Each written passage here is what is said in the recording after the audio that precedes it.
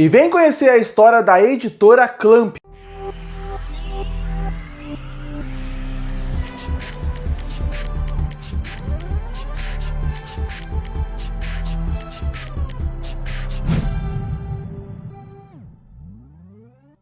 E uma das revistas que mais faz sucesso no Japão, com toda certeza, é a revista Clamp.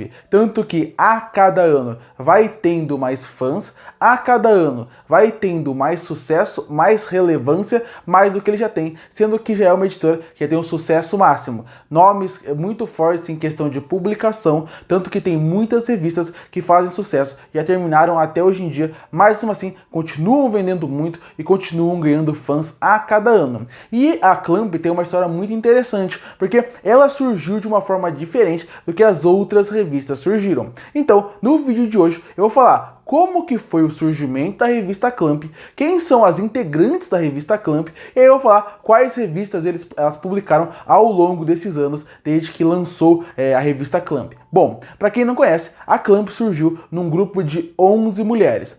11 mulheres que tinham gostos incomuns, que seriam escrever fanfics e também escrever histórias de yaoi. Elas gostavam de escrever histórias e elas se juntaram no grupo para poder, através delas, escrever histórias juntas, compartilhar a história uma da outra, e isso virou um grupo super interessante. A partir daí, elas resolveram fazer algo mais profissional. Não que fanfic não seja algo que elas tenham que ter o seu trabalho, obviamente elas tinham muito trabalho ali, mas resolveram escrever obras maiores. E a partir daí, a Clamp, vale destacar, surgiu em 1980. E em 1980 até 1987, elas ficaram nessa ideia de escrever fanfics e escrever yaoi. Ao longo desse período, 4 membros do grupo resolveu se desligar. Então, de 11 membros, caíram para 7. E essas 7 ficaram ali trabalhando na sua primeira revista original, que desde o seu lançamento fez um extremo sucesso, que era o RG Veiga. A partir daí, em 1987, depois da publicação e provavelmente vendo a dificuldade que era para publicar, realmente colocar à venda um mangá como um todo, outras integrantes resolveram sair. E de 7 integrantes, viraram 4 integrantes. Essas 4 integrantes são as que seguem a revista até hoje em dia e que fazem crescer e já tem um nome muito consolidado no mercado de mangás. A partir daí, depois da RG Veiga, elas começaram a escrever as suas próximas obras. Bom, agora eu vou falar quem são as 4 integrantes que estão até hoje em dia. E elas seriam a Nanase Okawa, que é a integrante que é considerada a líder e a chefe do grupo. Ela é a que decide como que vai publicar a edição, ela que decide também como que vai ser a parte de publicidade, ela é que coloca as caras quando precisa falar sobre qual vai ser o próximo lançamento da editora, qual que vai ser os próximos passos que eles vão tomar, qual o pensamento que eles vão ter, se tem alguma revista em ato, ela é que coloca a cara em público. E por isso que ela é considerada a líder do grupo. Ela também toma decisões mais profundas em relação a como vai ser as obras que elas vão publicar. Depois dela, nós temos ainda 3 integrantes, que seriam a Mokona Apapa, a Mik Nikoi e, para fechar, a Satsuki Igarashi. Essas 3 integrantes, você pode perceber que eu não falei quais são as funções dela dentro da editora, assim como eu falei que existe a líder. É porque elas variam muito o que cada uma vai fazer de acordo com a publicação. Então eles vão lançar um mangá, elas decidem entre elas 4, obviamente, qual vai ser entre as 3. A parte que vai cuidar mais do design, a parte que vai cuidar mais da parte do ambiente, do clima, de como construção de mundo, a parte que vai cuidar, por exemplo, da história como um todo. Então essas 3, elas vão variando muito nas funções. Enquanto uma sempre vai ser a líder da Clamp, vamos dizer assim, as outras 3, elas ficam mudando de função dependendo da obra. Claro que as 4 se ajudam muito, mas a função delas varia a partir daí, dependendo da obra que está escrevendo. E isso também é muito interessante, ver como essa ligação entre elas e também essa amizade faz com que tudo vire algo muito coeso e funcione muito bem. E também faz com que a editora tenha sua marca registrada, porque dependendo da obra, não depende da obra na verdade, você vai ver uns designs e alguns traços muito parecidos, muito semelhantes, que obviamente você consegue pegar a diferença de um mangá pro outro, mas você vê que tem uma marca registrada. Você vê o traço, você vê alguns personagens e você fala, esse mangá é da Clamp, esse estilo é da Clamp. Então isso é super interessante. Então essa é a história de origem delas, como elas se juntaram, como elas qual que é a divisão entre elas. E agora eu vou falar quais são as publicações que elas tiveram, desde as que já terminaram, as que estão em andamento e também algumas que foram canceladas. Nem todas foi um extremo sucesso. E pra você ter uma noção do sucesso dessa obra,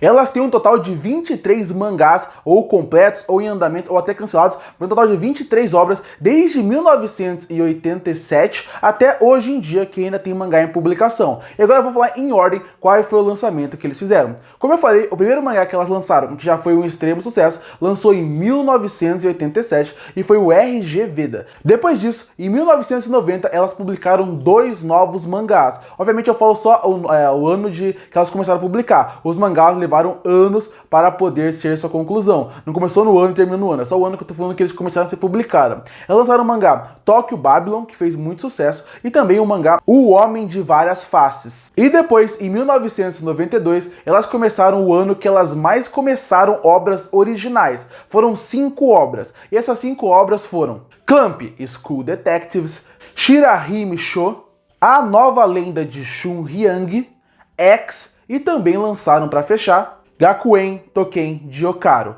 E depois disso, em 1993, elas publicaram 3 novos mangás originais. Um que seria um dos mais famosos da editora, que seria As Guerreiras Mágicas de Rei-Earth. Depois disso, eles ainda publicaram Mikui-chan no País das Maravilhas e A Pessoa Amada. Chegando em 1996, elas publicaram só 2 mangás. Esses 2 mangás fizeram bastante sucesso. Um é um dos mais famosos dela. Para mim, ele é o mais conhecido da Clamp como um todo, que seria Sakura Card Captor. Além de Sakura Card Captor, eles também lançaram o mangá Wish. Em 97, elas lançaram só um volume, que é um mangá, na verdade, que eu até gostava, mas infelizmente foi cancelado no processo, que era Clover. E em 1999, elas lançaram 2 mangás originais. O primeiro foi Suki, da Karasuki, e o outro é um que também é muito conhecido, da editora, que é Angelic Layers. E aí, chegando nos anos 2000, elas lançaram uma edição só, que é um mangá só, que seria de Gohu Drugs. Mas em 2001, eles lançaram outro mangá, que também foi só um original que eles lançaram,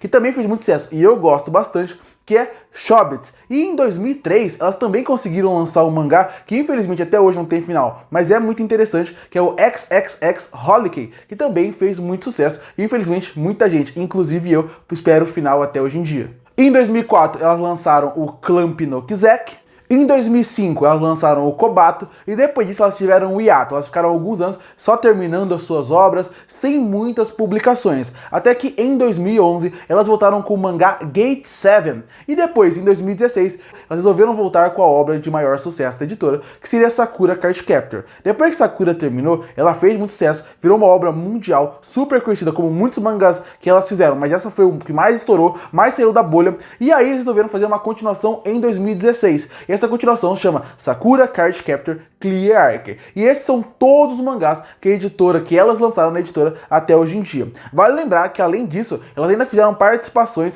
bem especiais em designs de 2 mangás que fizeram muito sucesso. O primeiro seria o do Code Geass. Elas ajudaram muito no design do Code Geass como um todo. E além disso, também ajudaram muito no mangá Blood Sea, que também fez bastante sucesso. Então o trabalho delas é gigantesco. E esse, de modo geral, é a história que eu queria contar da Clamp. Como foi um grupo de mulher que resolveu se reunir e a partir daí foi se transformando numa editora que hoje é uma das mais conhecidas do Japão. E mulheres que viraram, são influências hoje em dia para muitas outras mulheres e muitos outros mangakás que estão começando, e começou uma editora do nada e que se tornou uma das grandes de hoje em dia, para ver só como é legal a origem delas, como é legal o começo delas e também como é muito boa o catálogo da edição que tem. E se você gostou de algum desses catálogos, vale destacar que muitos desses mangás que eu mencionei aqui já foram publicados aqui no Brasil. XXX Holiday, que já foi lançado aqui no Brasil, Angelic Layers já foi lançado aqui no Brasil, Sakura Card Captor Clear Arc já foi lançado aqui no Brasil, Chobit já foi lançado aqui no Brasil, a Guerreiras Mágicas de Rei-Earth também. Então, se você gostou desses mangás ou procura eles, pode saber que muitos deles já foram lançados, alguns já foram relançados, alguns já foi reimpresso. Então, se você procurar, você encontra a maioria disso. E eu recomendo, porque a Clamp